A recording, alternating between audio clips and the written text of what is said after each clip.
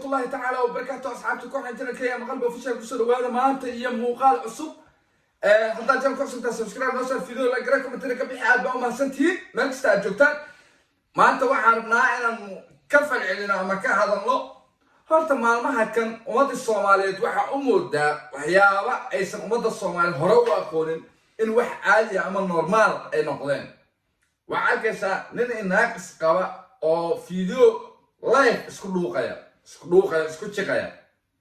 arrimaha waa arrimihii barayfaadka ahaa ama luuqa lagu sameey jiray laakiin hadda waxaa moodaa in mataqaanaa dadka views ay wax noocaasa in la barto inay ku raadinayaan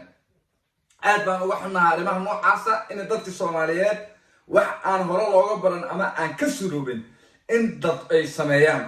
arrinta waxa weeye dadka Soomaaliyeed ee dhalinyarada sameynaysa ka waantoobaan baan u leenahay si kasta aataba waxa weeye dhalinyarada waxaa jirta u bareerta falalka dhaqan xumada ama anshaxaan u wanaagsaneen ee maalmahan soo batay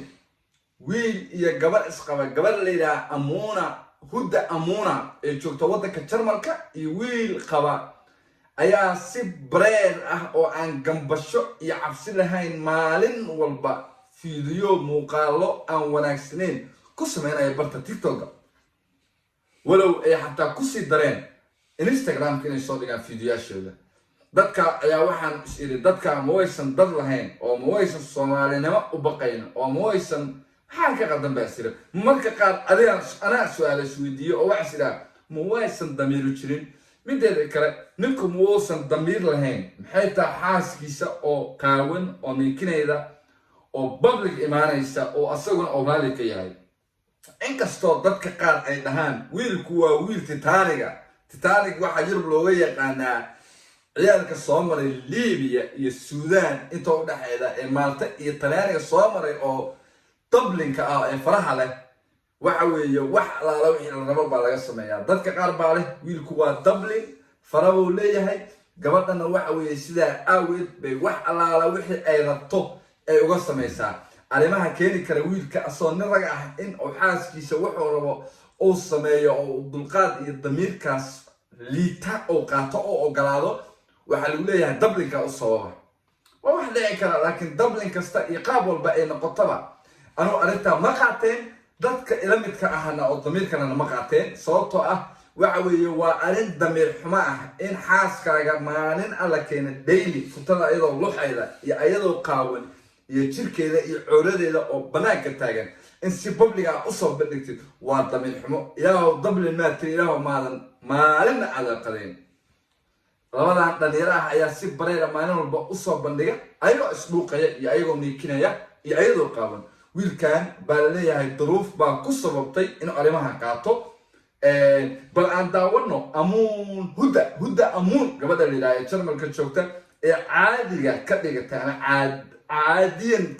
u tahay fiidiyoyaal qaaban iyo ayadoo ninkeeda dhuuqaysa in si public ah ay dadka ugu soo bandhigto barteeda baraha bulshada haye bal kow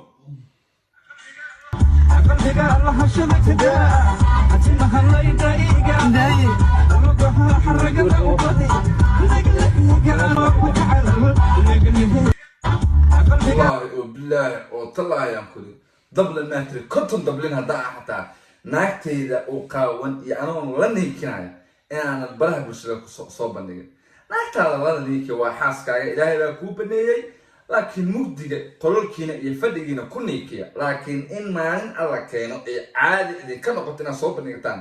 waa damiir xumo iyo daciifnimo baa meesha ka muuqato naagtu waxa weeye ma gara kardo qiimaha familka ama qiimaha ninku leeyahay laakiin ninka laga asaa waxa laga rabaa inuu xaaskiisa badbaadiyo ilmihiisa badbaadiyo asaguna is badbaadiyo ehelkana badbaadiyo sababtoo ah fiidiyoyada ay soo bandhigayaan sida live-ka ah waa fiidiyoyaal boqolaal sano ku jiri doona baraha bulshada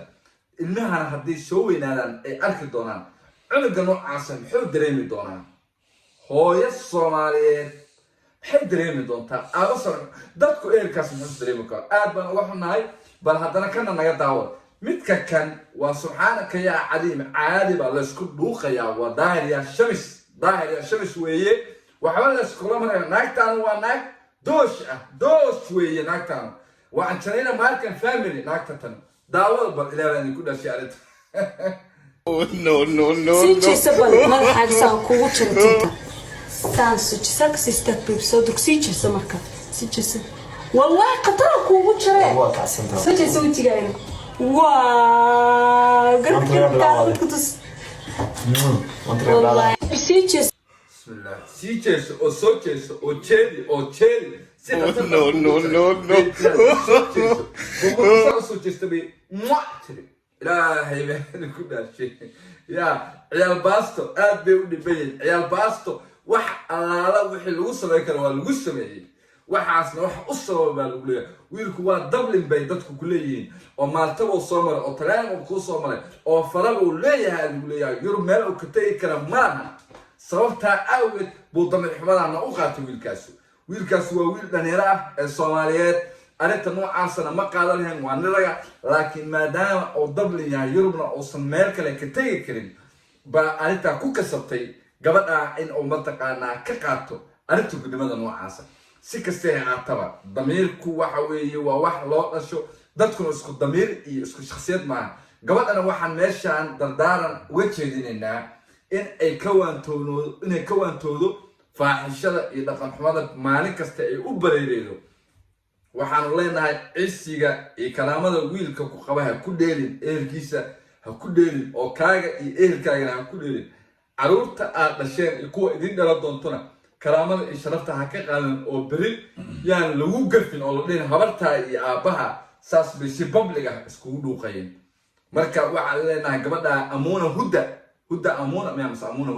magaceeda si fiican anu uma karo TikTok-gaas bay saa u taagantahay 24 saac waxaan leenahay abaayo gacaliso arinta noocaana ka waanto oo arinta noocaana ha sameyn gabdhaha Soomaaliyeedna waxaan leenahay